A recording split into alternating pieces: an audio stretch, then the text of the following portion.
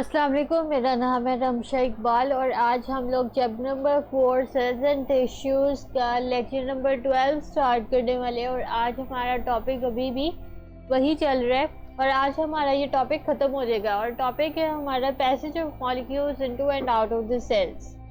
ठीक है, जब हम लोगों ने ये टॉपिक स्टार्ट किया था हम लोगों ने उसमें स्टार्टिंग में कुछ प्रोसेसेस देखे थे कि किस तरह से मॉलिक्यूल्स का पैसेज होता है। उसमें सबसे पहले हम लोगों ने डिफ्यूजन देखा, फिर फैसिलिटेटेड डिफ्यूजन देखा, फिर हम लोगों ने ऑस्मोसिस देखा, फिर आगे से कुछ उसकी एप्लीकेशंस वगैरह और डिफरेंट हम लोगों ने कंपोनेंट्स के साथ ऑस्मोसिस का रिलेशन देखा। ठीक है, अब उसके बाद हम लोगों ने और प्रोसेसेस भी देखे थे फर्स्ट लेक्चर में इस टॉपिक के कि इसमें और भी प्रोसेसेस है जिसमें मॉलिक्यूल्स जो है वो ट्रांसपोर्ट होते हैं into and out of the cells. उसमें कौन कौन से थे? इसमें फिल्ट्रेशन भी है, एक्टिव ट्रांसपोर्ट भी है, एंडोसाइटोसिस है और एक्सोसाइटोसिस है। तीन हम लोग प्रोसेसेस कवर कर चुके हैं, अब बाकी के ये चार हैं। ठीक है, आज ये हम लोग कंप्लीट स्टडी कर लेंगे। सबसे पहले हमारे पास आता है फिल्ट्रेशन। फिल्ट्रेशन आपको केमिस्ट्री के लिहाज से आपको पता है कि फिल्ट्रेशन किस तरह से होती है। एक रेजिड्यू ऊपर हमारे पास कलेक्ट हो जाता है फिल्टर पेपर में और नीचे हमारे पास फिल्ट्रेट आ जाता है जो कि हम लोगों ने एक्सट्रैक्ट करना होता है। ठीक है, ये होता है सिंपल जो केमिस्ट्री पे फिल्ट्रेशन इस तरह से होती है। बायोलॉजी के लिहाज से अगर बात करें तो इसमें हमारे पास सेल वॉल या सेल मेम्ब्रेन के अंदर किस तरह से फिल्ट्रेशन होती है। इसमें ये होता है कि सेल मेम्ब्रेन के अंदर जब हमारे पास स्मॉलर मॉलिक्यूल्स और लार्जर मॉलिक्यूल्स अंदर पास आउट हो रहे होते हैं तो फिल्ट्रेशन क्या करती है, वो एक हाइड्रोस्टैटिक प्रेशर या फिर ब्लड प्रेशर से क्या करती है, स्मॉलर जो मॉलिक्यूल्स होते हैं ना उसको सेमी परमिएबल मेम्ब्रेन के अंदर से पास आउट कर लेते हैं। ठीक है, और जो लार्जर मॉलिक्यूल्स होते हैं वो सेल मेम्ब्रेन को पास नहीं कर पाते क्योंकि उनका साइज बड़ा होता है। इस तरह से हमारे पास जो स्मॉलर मॉलिक्यूल्स होते हैं वो सेपरेट आउट हो जाते हैं। अच्छा, अभी तक हम लोगों ने डिफ्यूजन और ऑस्मोसिस में देखा था कि उसमें कंसंट्रेशन ग्रेडियंट के लिहाज से प्रोसेस अकर होता था, यानी कि मॉलिक्यूल्स जो है वो हायर कंसंट्रेशन से लोअर कंसंट्रेशन की तरफ मूव करते थे। यही था ना, या लोअर लेसर सोल्यूट कंसंट्रेशन से हायर सोल्यूट कंसंट्रेशन में हम लोगों ने ऑस्मोसिस में देखा था। ठीक है, तो वो कंसंट्रेशन ग्रेडियंट के लिहाज से उसमें मॉलिक्यूल्स पास आउट होते हैं। अब फिल्ट्रेशन में क्या है, इसमें हम लोग इसमें यूज़ करते हैं, इसमें हम लोगों ने क्या यूज़ करना होता है, प्रेशर ग्रेडियंट। उन दो प्रोसेसेस में हम लोगों ने कंसंट्रेशन ग्रेडियंट के अकॉर्डिंग जो है मॉलिक्यूल्स पास हो रहे थे, लेकिन फिल्ट्रेशन में क्या होती है, प्रेशर ग्रेडियंट यूज़ होता है। और इसमें इस वजह से फिर मॉलिक्यूल्स क्या करते हैं, वो मूव करते हैं हाई प्रेशर से लोअर प्रेशर की तरफ। ठीक है, और फिर प्रेशर जब अप्लाई किया जाता है या जो भी सेल मेम्ब्रेन में ऑलरेडी हाइड्रोस्टैटिक प्रेशर या फिर ब्लड प्रेशर जो फोर्स क्या कहते हैं प्रोवाइड करती है, उसकी वजह से क्या होती है कि जो स्मॉलर मॉलिक्यूल्स होते हैं वो सेमी परमिएबल मेम्ब्रेन के अंदर से पास आउट हो जाते हैं इस प्रेशर से। इस तरह से फिल्ट्रेशन होती है। ठीक है, सेल मेम्ब्रेन के अंदर। नेक्स्ट हमारे पास आता है एक्टिव ट्रांसपोर्ट। अच्छा, अभी तक हम लोगों ने जितने प्रोसेसेस पढ़े हैं ना, डिफ्यूजन, ऑस्मोसिस, फिल्ट्रेशन, ठीक है, ये तीन प्रोसेसेस और फैसिलिटेटेड डिफ्यूजन भी। ठीक है, ये चार प्रोसेसेस हम लोगों ने अभी तक देखे हैं। ये हम लोगों ने देखा है कि वो सारे के सारे क्या हैं, पैसिव ट्रांसपोर्ट शो करते हैं। मॉलिक्यूल्स की जो ट्रांसपोर्टेशन होती है वो हमारे पास हायर कंसंट्रेशन से लोअर कंसंट्रेशन की तरफ होती है। ठीक है, यानी कि कंसंट्रेशन ग्रेडियंट के अकॉर्डिंग वो फ्लो करते हैं और उसमें हमारे पास एनर्जी भी यूज नहीं होती क्योंकि वो कंसंट्रेशन ग्रेडियंट के अकॉर्डिंगली फ्लो करते हैं ना। कंसंट्रेशन ग्रेडियंट जो होता है ना वो ये होता है कि मॉलिक्यूल्स उसमें हायर कंसंट्रेशन से लोअर कंसंट्रेशन की तरफ मूव करते हैं। ठीक है, तो ये उसके अकॉर्डिंग ही मूव करते हैं, तो इसी वजह से उनको एनर्जी की रिक्वायरमेंट नहीं होती। तो वो सारे प्रोसेसेस क्या होते हैं, ये जो अभी हम लोगों ने स्टडी किए हैं, ये सारे पैसिव ट्रांसपोर्ट शो करते हैं। ठीक है, अब हम लोग एक्टिव ट्रांसपोर्ट देख लेते हैं। एक्टिव ट्रांसपोर्ट में क्या होता है, एक्टिव ट्रांसपोर्ट में ये होता है कि मॉलिक्यूल्स जो होते हैं वो हमारे पास लोअर कंसंट्रेशन से हायर कंसंट्रेशन की तरफ मूव करते हैं। ठीक है। ऑब्वियसली जब नीचे वाली कंसंट्रेशन से अपर वाली कंसंट्रेशन की तरफ जा रही है तो फिर उसमें हमारे पास एनर्जी की रिक्वायरमेंट होगी, क्योंकि मॉलिक्यूल्स इसमें अगेंस्ट जा रहे हैं कंसंट्रेशन ग्रेडियंट के। अभी मैंने आपको बताया ना, कंसंट्रेशन ग्रेडियंट असल में क्या होता है, फ्लो होता है मॉलिक्यूल्स का हायर से लोअर की तरफ। लेकिन एक्टिव ट्रांसपोर्ट में क्या हो रहा है कि मॉलिक्यूल्स ट्रांसपोर्ट हो रहे हैं लोअर से हायर की तरफ, तो ये मूव कर रहे हैं molecules against the concentration gradient. इसी वजह से इसमें हमारे पास एनर्जी की रिक्वायरमेंट होती है, और वो energy usually in the form of ATP होती है। एटीपी क्या चीज़ है, वो एडिनोसिन ट्राइफॉस्फेट होता है। ठीक है, ये हम लोग चैप्टर नंबर 7 में देखेंगे किस तरह से एटीपी की प्रोडक्शन होती है, किस तरह मेटाबॉलिक प्रोसेसेस अगर होते हैं। ठीक है, तो ये बस आप अभी ये समझ लें कि जो एनर्जी का सोर्स जो वो यूज़ करती है वो एटीपी को यूज़ करती है एज एन एनर्जी सोर्स, और फिर उसके बाद मॉलिक्यूल्स क्या करते हैं, मूव करते हैं from lower concentration to higher concentration. ठीक है, अब इसमें यूजुअली जो मॉलिक्यूल्स होते हैं वो मूव कहाँ से करते हैं, कैरियर प्रोटीन्स के अंदर से मूव करते हैं। कैरियर प्रोटीन्स वो ही है वो जिसमें हम लोगों ने लास्ट टाइम देखा था ना फैसिलिटेटर डिफ्यूजन में, जिसको हम लोगों ने ट्रांसपोर्ट प्रोटीन्स का नाम दे दिया था। ये भी असल में उनको कैरियर प्रोटीन्स भी कहा जाता है, ट्रांसपोर्ट प्रोटीन्स भी कहा जाता है। ठीक है, तो उन प्रोटीन्स के डिफरेंट नेम्स सिर्फ है, वरना बात एक ही है। ठीक है, अब नर्व सेल की अगर एग्जांपल लें तो नर्व सेल में हमारे पास ये जो कैरियर प्रोटीन्स होते हैं ये हमारे पास in the form of sodium potassium pump होते हैं नर्व सेल में। इसके एग्जांपल मैं आपको समझाती हूँ कि ये किस तरह से सोडियम पोटेशियम पंप के लिहाज से ये प्रोसेस अकर होता है। ठीक है, या किस तरह से इसमें ये सोडियम और पोटेशियम के जो मॉलिक्यूल्स होते हैं वो पास आउट होते हैं कैरियर प्रोटीन्स के अंदर से। ठीक है, सबसे पहले हमारे पास नर्व सेल जो होती है ना, अगर वो रेस्टिंग पोजीशन में हो, यानी कि अगर वो कोई नर्व इम्पल्स कंडक्ट नहीं कर रही, यानी कि इसका क्या मतलब है, इसका मतलब ये है कि नर्व सेल हम लोगों ने देखा था कि उसका फंक्शन क्या होता है कि उसने कंडक्ट करनी होती है नर्व इम्पल्सेस। नर्व इम्पल्सेस ने क्या करना होता है, नर्व इम्पल्सेस ने ये करना होता है कि वो मैसेजेस को ट्रांसपोर्ट करते हैं थ्रू आउट द बॉडी। ठीक है, ये नर्व इम्पल्सेस का काम होता है। ठीक है, ये इलेक्ट्रिकल सिग्नल्स की तरह से इन्होंने ट्रांसपोर्ट करना होता है थ्रू आउट द बॉडी जो मैसेजेस होते हैं। ठीक है, अब अगर सपोज कि कोई बॉडी में मैसेज ट्रांसफर नहीं हो रहा तो इस केस में क्या है कि नर्व सेल इस वक्त क्या है, रेस्टिंग पोजीशन में है, कोई काम नहीं कर रही इस वक्त। ठीक है, इस सिचुएशन में क्या होता है कि नर्व सेल यूज करती है एनर्जी को, क्योंकि वो काम तो कोई कर नहीं रहे, नर्व सेल कोई काम नहीं कर रही, तो उसको एनर्जी वो क्या करती है, यूज करती है। पंप क्या करता है, यूज करता है एनर्जी को। क्यों करता है, ताकि हमारे पास जो कंसंट्रेशन है ना पोटेशियम की, के का तो और Na का आपको पता है ना, ये आपने पीरियोडिक टेबल तो आप पढ़ लिया होगा। ठीक है, तो ये अच्छा जो पोटेशियम के है, ठीक है, उसकी जो कंसंट्रेशन होती है वो सेल के अंदर ज़्यादा होती है। ठीक है, नर्व सेल की बात हो रही है, सेल के अंदर जो पोटेशियम की कंसंट्रेशन है वो ज़्यादा होती है और सोडियम की कंसंट्रेशन सेल के अंदर कम होती है। अच्छा, अभी हम लोगों ने ऊपर क्या देखा है कि मॉलिक्यूल्स क्या करते हैं, मूव करते हैं लोअर कंसंट्रेशन से हायर कंसंट्रेशन की तरफ। ठीक है, अब सोडियम अंदर क्या है, कम है। ठीक है, और सोडियम बाहर ज़्यादा है, और पोटेशियम अंदर ज़्यादा है और बाहर कम है। अब एक्टिव ट्रांसपोर्ट जब इन मॉलिक्यूल्स की होगी वो किस तरह से होगी, अगर सिर्फ सोडियम की बात करें वो अंदर कम है और बाहर ज़्यादा है, तो फिर सोडियम क्या करेगा, अंदर से बाहर की तरफ जाएगा। एक्टिव ट्रांसपोर्ट है ना, अंदर से बाहर की तरफ जाएगा, एनर्जी यूज़ करके जाएगा। सेम इज द केस, क्योंकि पोटेशियम बाहर ज़्यादा है और बाहर कम है और अंदर ज़्यादा है, तो फिर पोटेशियम क्या करेगा, बाहर से अंदर की तरफ मूव करेगा। और वो किस तरह से करेगा ये आपको ये डायग्राम से पता लगेगा।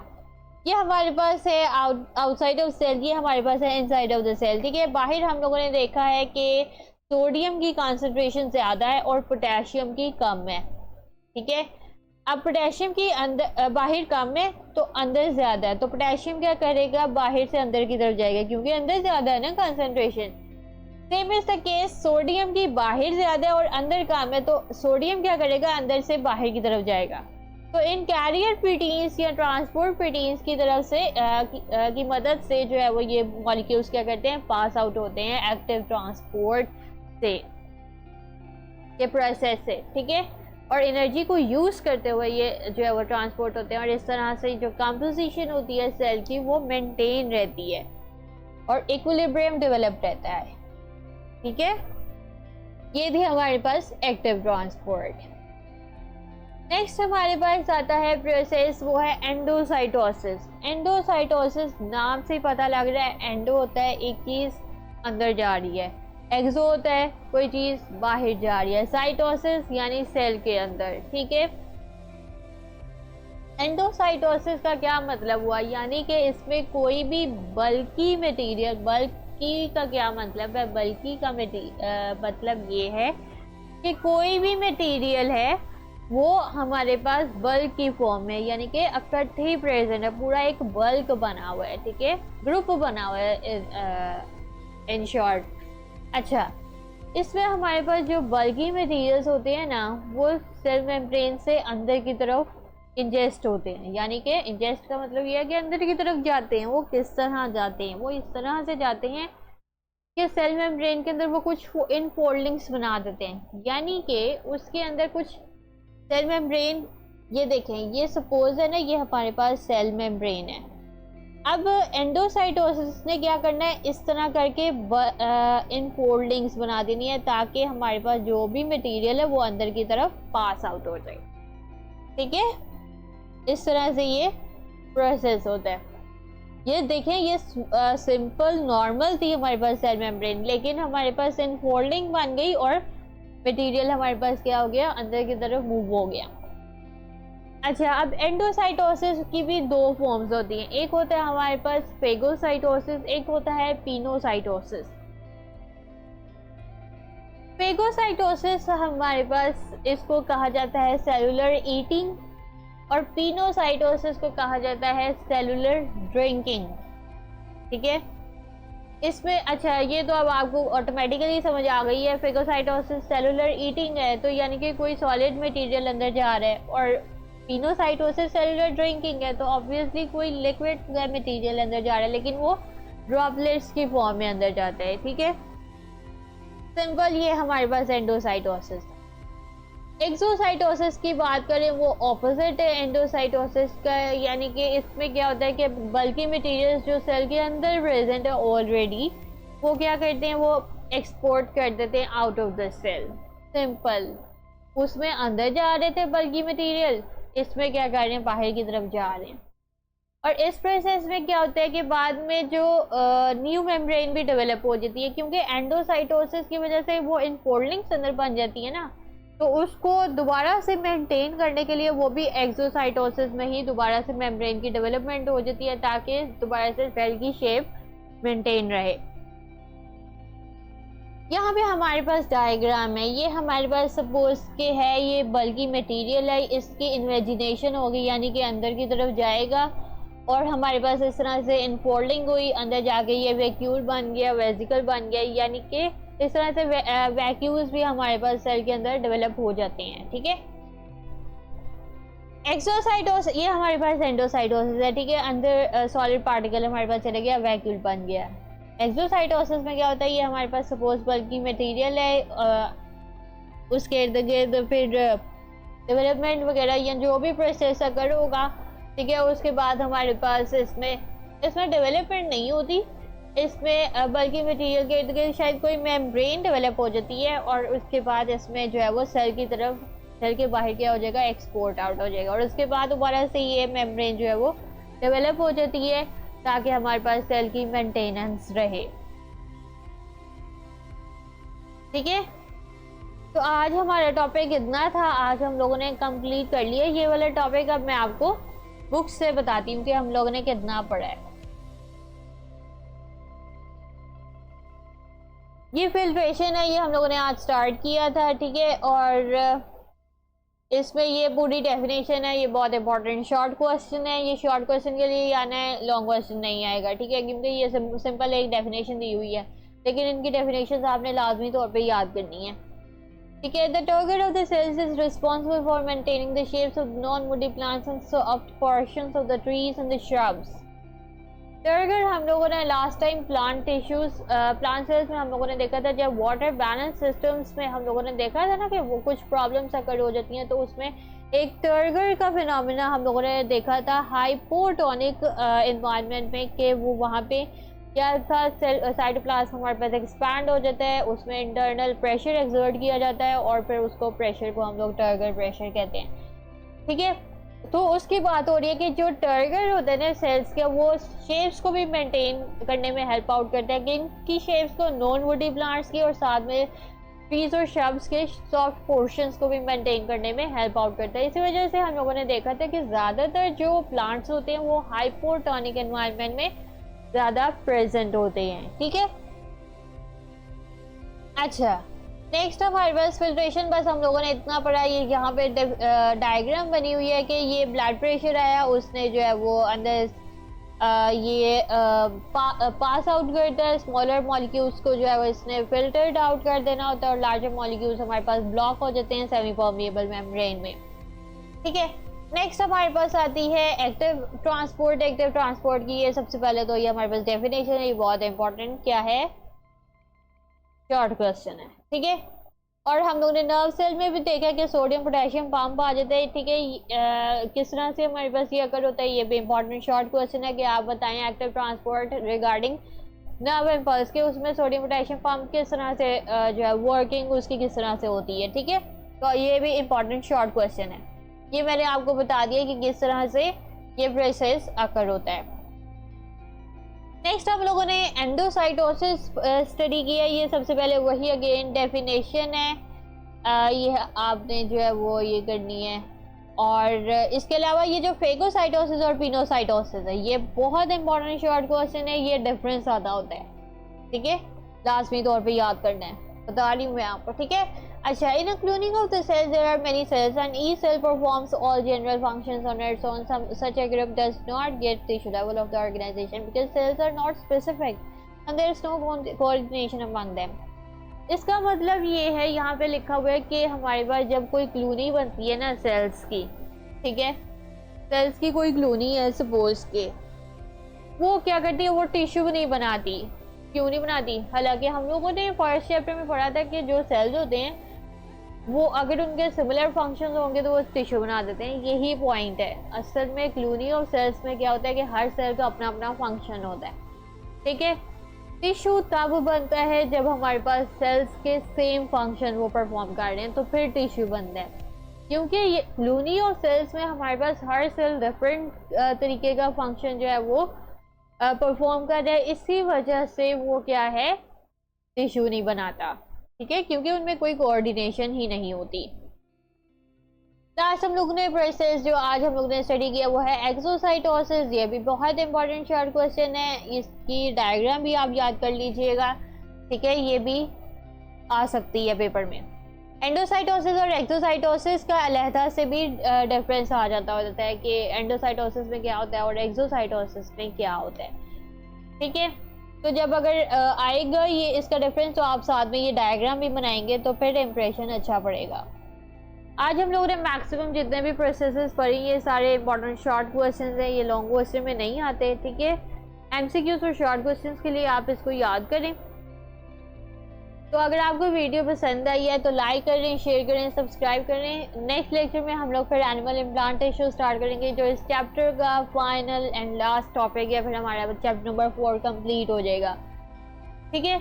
लिंक आपको नीचे नोट्स का जो है वो डिस्क्रिप्शन में मिल जाएगा। साथ में मैंने नीचे एक और लिंक दिया हुआ है जो कि एक प्रोडक्ट स्टोर है, ठीक है, आप वहाँ पे जाएं, वहाँ पे सेल्स का भी परसेंटेज ऑफ में लगी हुई है, तो आप वहाँ से अगर कोई चीज़ आपको पसंद आती है तो आप कोई चीज़ बाय कर सकते हैं।